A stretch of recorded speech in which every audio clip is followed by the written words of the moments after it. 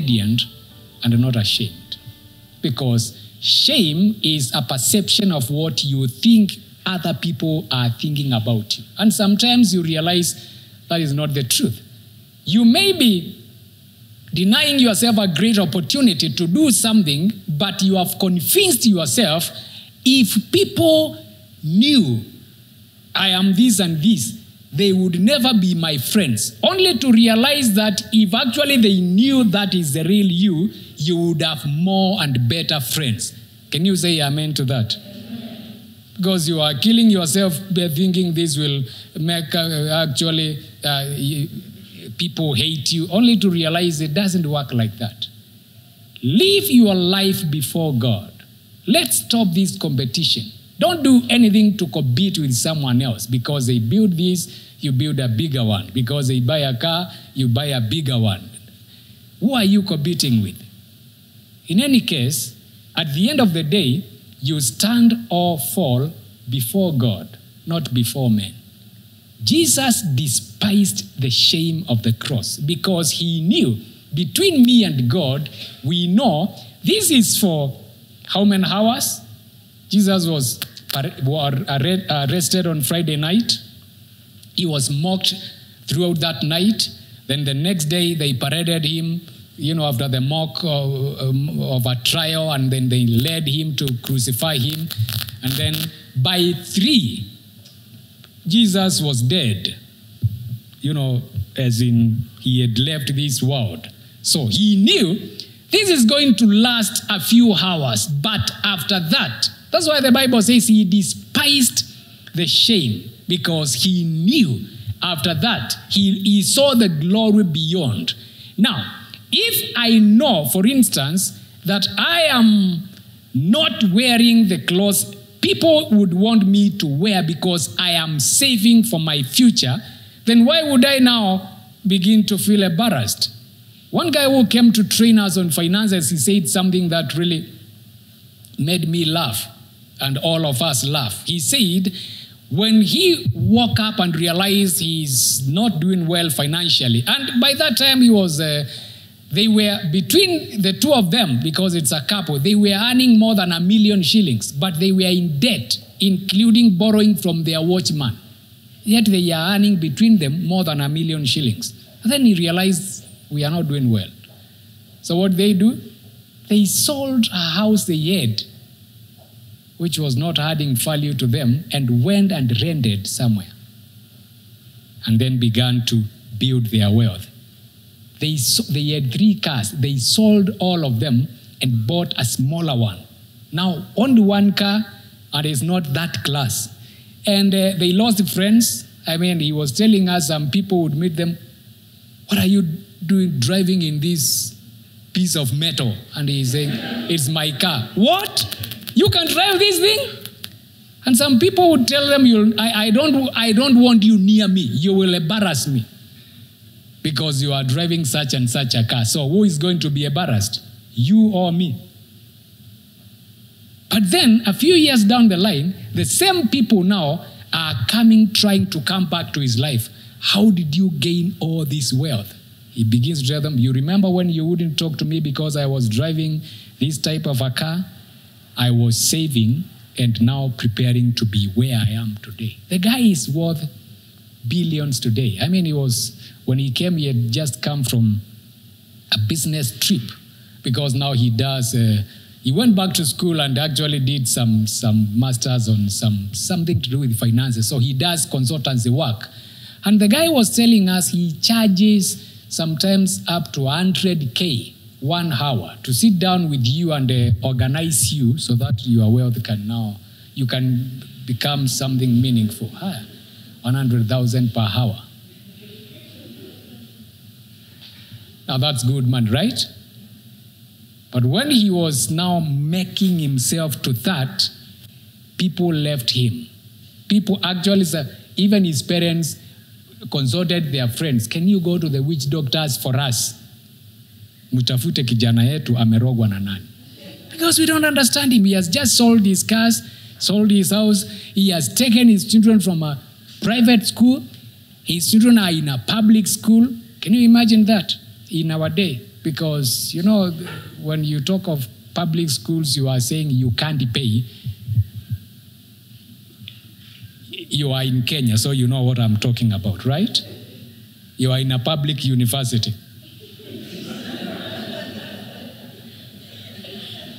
There are others in a private university, and you know the difference in terms of what they are paying and things like that, right? Now, Jesus despised the shame of the cross because he knew between me and God, it's just a matter of hours. I know this is just a season in my life. Things are going. Read that I will not highlight everything from that chapter that I've just read, but you can look at all these things I'm saying. When David is beginning to say, oh, bless the Lord at all times, he is in that state where he's saying, it is between me and God. I know where I am. I know why I am doing this. I don't need to be ashamed. And these are my own words. It is foolish to try to prove to people that you are not what they think you are, because they don't even know you. So why would I strive to prove to you that I am rich or I am poor or I am this and this? You don't even know me. It's only me and God who really know who I am. You may be out there thinking this guy is rich. He should. One time I was going home and I boarded this matatu. And then on the way, because I was very tired and I fell asleep. You know when you hear a certain voice and you are like, I know that sound. So I wake up and realize this driver, this guy used to be my classmate somewhere in class 5. So I call him by his 3 names and he's like, how do you know me? I tell him you are so and so and so and so. You don't remember me? So I tell him the nickname they knew me by. I will not tell you the nickname. So he's like, I've heard about you. Oh, I hear nowadays you are a bishop. Do you begin to tell him no? I tell him, well, God has been good. So the guy he's the driver of the matatu. So he's telling everyone, hey, this used to be my classmate. Nowadays he's a bishop. I hear he flies all over the nations. That time I had not gone to any nation apart from Uganda. Do I tell the people, no, don't. You keep quiet. You don't begin to tell them because that's not none of my business. So the guy is like, okay, so what happened to your car? Do you tell him I don't have a car? Just keep quiet. And the guy is like, I know. You know, you guys, mukifika hapo, sometimes hata unachoka kuendesha gari. Unachukua matatu and you are like, yeah. Because the guy has his own idea of what he has heard about me and what he believes I am. You know what? When we arrived, mwisho wa gari, everyone alighted. The guy told me, stay put. You cannot be seen walking. So the guy took me to my house where my family used to stay in Sultan. I couldn't refuse. Of course, I was very happy. I was telling the Lord, even you know I was tired. And in any case, that place was a bit insecure. So I needed a way to get home. And you have, caused someone to drive me to my door and then waited there. I need you mpaka uingie kwa gari, kwa nyumba, ili niende. Now, he went away, and I still went away without now feeling like next time when he meets me still using a matatu. No, it is him who thinks at my level I shouldn't even. Actually, according to him, he was asking me where my driver is. According to him, he thinks I have a driver, and I wish his thoughts are true. But that is him. Me and God knew, forget about a driver. I didn't have a car then. So why would I now begin to be ashamed when tomorrow he still finds me in the same matatu? Because it is what he thinks about me. But if I was living my life before God, me and God know we don't have a car. So why would I? That's the truth. Why do you keep on trying to prove to people that you have this and this? You know you don't have it. Now you want everyone to know you are brown. You and God know there is nothing brown in you. Anyway. Even your teeth are not brown. I mean, they are not white, they are brown. By the way, the moment you'll begin to live your life for yourself, you will know why David said, they were radiant, they were not ashamed. You cannot be ashamed of being you. You are only ashamed before people. Right? I mean, it's only when you want to walk out that now you want to check whether your face is okay. When you were alone, were you bothered? Were you ashamed? When you were alone. But when now there is a chance of people seeing, that's when you begin now to have all these concerns. What will they see? Who are the people? What will they think about me? That's why even in many churches, if you say, not here, if you say after service we want to visit you, some of you will disappear. No, some of them, not here. I know you are okay. Because there is, kuna vile hutaki kujulikana mahali unakaa. Kuna vile hutaki kujua, hutaki tujue unakalianga mtungi. But that is the reality. Right?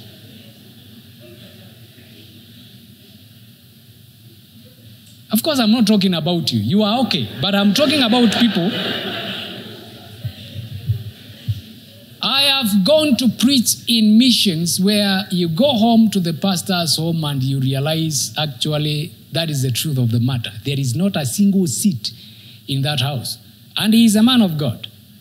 And he begins to try to take you around in circles and you tell him, my friend, forget about trying to please me or anyone. Live your own life. And he's like, wow, that's a way to go. And I was really getting embarrassed. You tell him embarrassed about what? This is your life for now. You should not be ashamed of where you are in life as long as you know where you are going. So you begin to, whatever you have, bring it. Don't begin to try to please me. Let's live your life the way it is. And that's one of the things that I made up in my mind. I will not have a pastor stretch himself to please me. No, let's do whatever you do, whatever food, where you, mahali utasema tulale hapo. It will not be forever. Because I have been there. I mean, when I went to Rongai the first few months, because there were no houses, I lived in a place where, because we forced their landlord to allow us to stay. So he told us on condition that no one will force me kuharakisha kujenga. So there was no bathroom, there was no toilet. And I was still a pastor. And I still hosted pastors. So what we used to do, and it is a single room. In the morning, the house is the bathroom. At least we would, for the toilet, we go to a nearby church. And the nearby is almost 500 meters away. Yeah, pale kwa Moli. Unaona kutoka hapa stage pale. That was the nearest church where at least they left the gate open. That is with the nearest toilet. And someone would come, how do you live here? I tell him, I live like this. So what do you expect me to do? There are no options. This was the best option. But I'm not there today.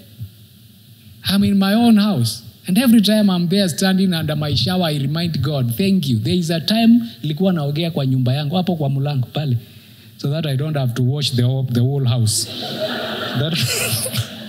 At the door, so that I just wipe. But that was a season. So did I need to pretend, I live in this 3-bedroom house? No, that is where I lived. And I was never ashamed of it. And I had a lot of furniture.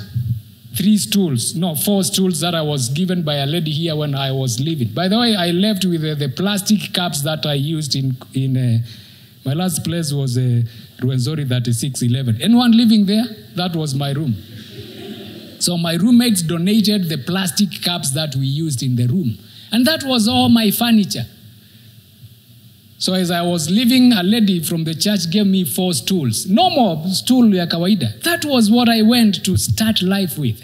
And another one, by the time I arrived, it was funny. I left and as we were trying to go, people, hey, we hear you are going to be a pastor. Just come here.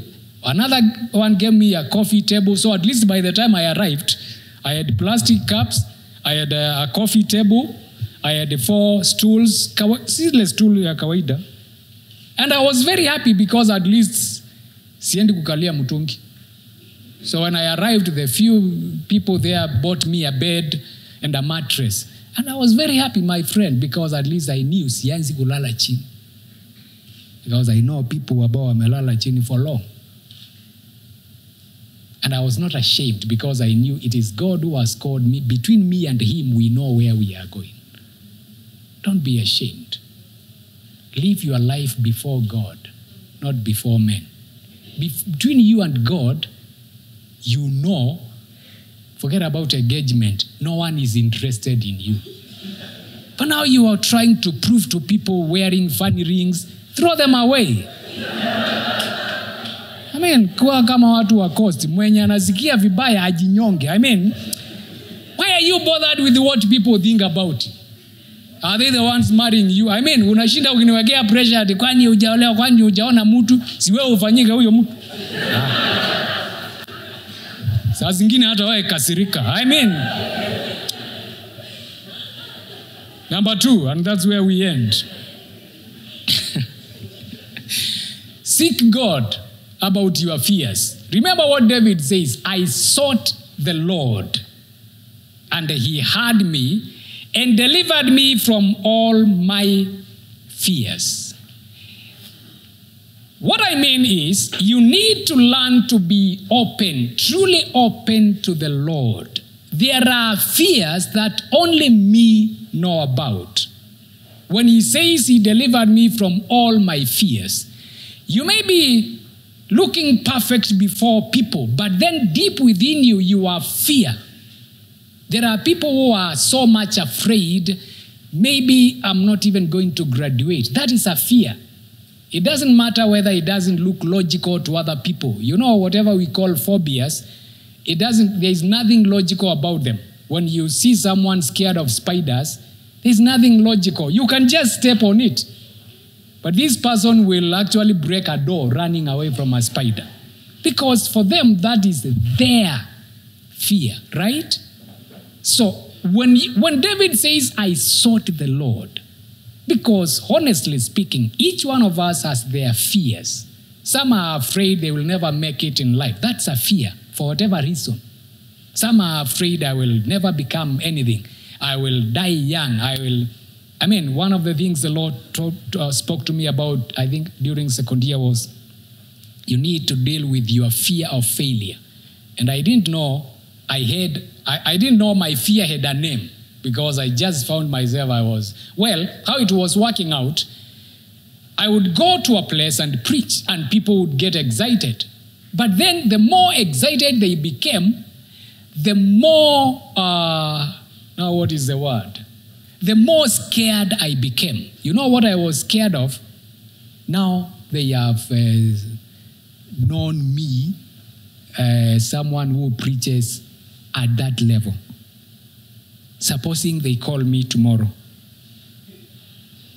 will I be able to preach like that? And the Lord spoke to me and I was like, I didn't even know that fear had a name. But I just know anytime I do something and the people really appreciate, I go home and I can't sleep. That was, by the way, that was how serious it was. I would have a sleepless night, having nightmares. And my nightmares are not like yours. Mine are 3D full color.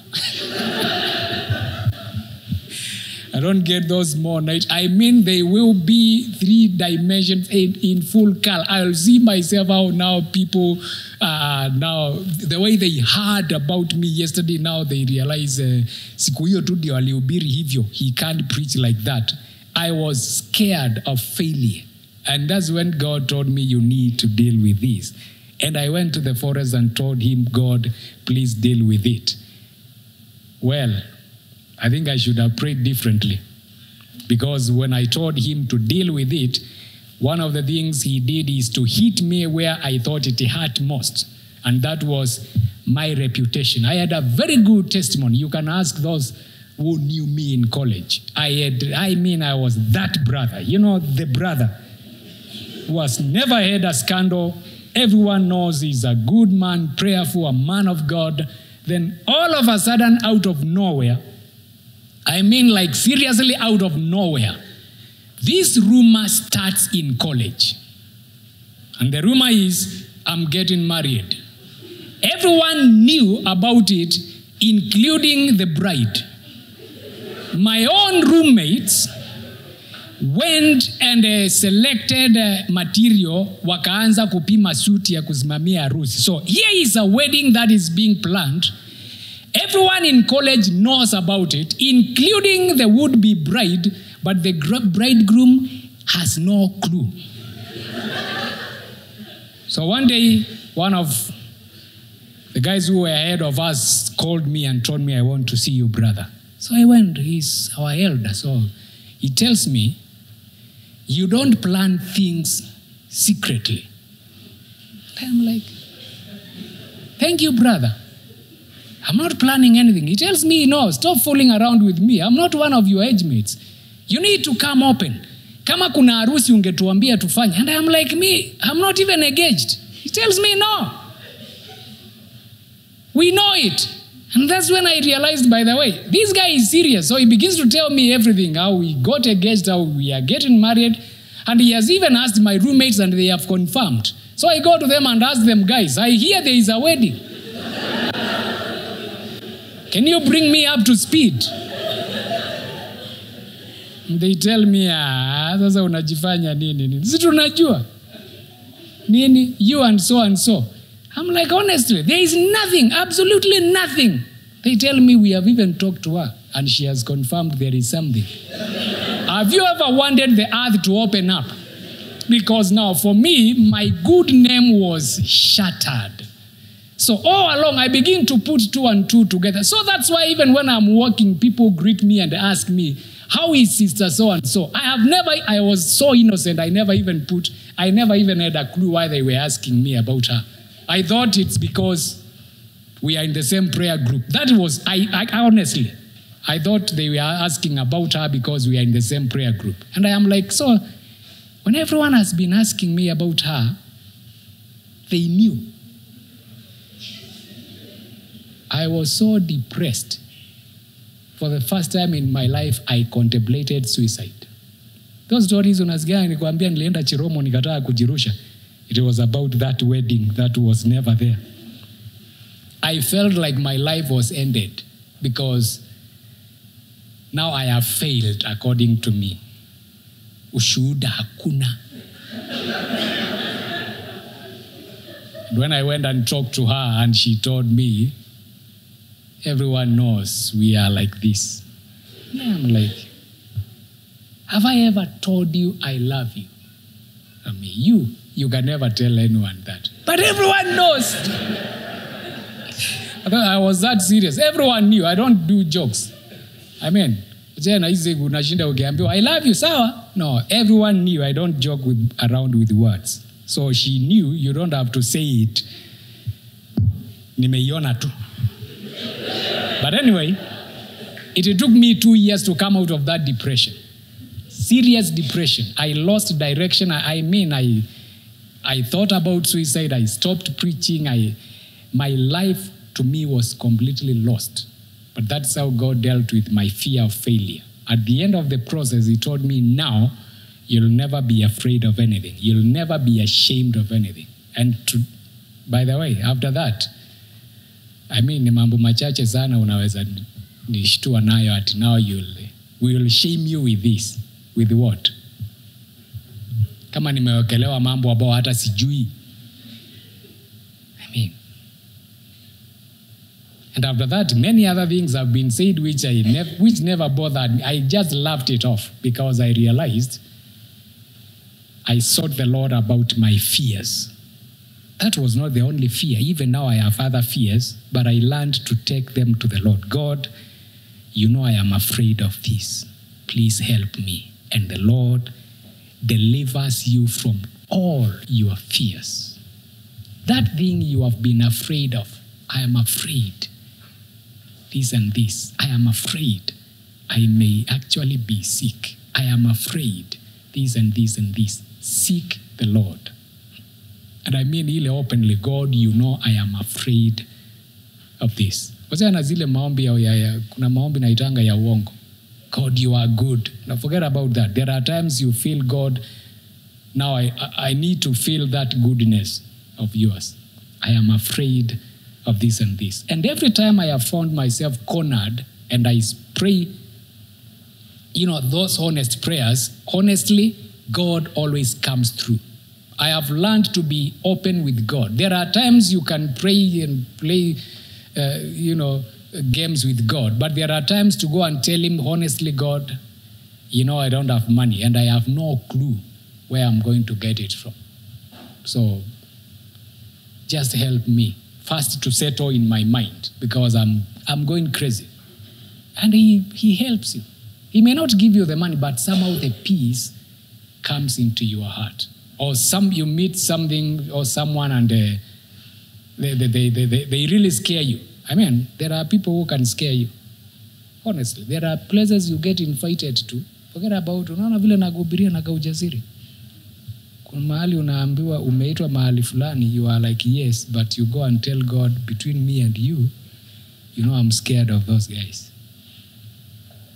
Even at my level, there are still places I get invited to and I get scared. I'll not tell you a lie because I'm not living my life before you. There are places that you are invited and you get scared. And you tell God, I am scared of preaching in the presence of so and so. Because I consider him, you know what I'm talking about. I would love him to preach, but now I am the one. So God, I am scared of him. So just help me that when I stand there, that scare will not be seen. I can still do it scared. I'm scared, but let no one see the scare. And help me. And he really helps you. At the end of the day, when someone comes and tells you, I didn't even expect you would have the courage to preach like that, then God helped me. Because even me, I didn't expect. But here you are pretending, Mungu zinajua tuko sawa tu. No. It's good to tell God I'm scared. Boy child, you may see that girl and you are scared. Wacha kujifanya. Go to your father and tell him, God, sasa tuanzie wapi? I really want that girl, but I am scared, you know it. So help me. He will help you. Wacha kichwa ngumu. Can you stand on your feet? Unasikia vile umenyamaza? Because you are pretending you are not scared, but you really are scared. I sought the Lord. He heard me, delivered me from how many of my fears? How many? All of my fears. He can deliver you. And that's when you will know it is possible to be radiant and not ashamed. Regardless of where you are in life, regardless of what circumstances you are walking through at this particular moment, because you have been delivered from your fears. So forget about what people think is going to humiliate you. You are going to feel so embarrassed when people know you are this and this. You are going to feel so embarrassed. Let them feel embarrassed when they see you are not embarrassed. Because now, why would you, live your life before God. Thank you for joining us on this broadcast. For more information, prayers or consultations, contact us through the numbers on your screen. You can also visit us on our branch in Egerton. Thank you and God bless you.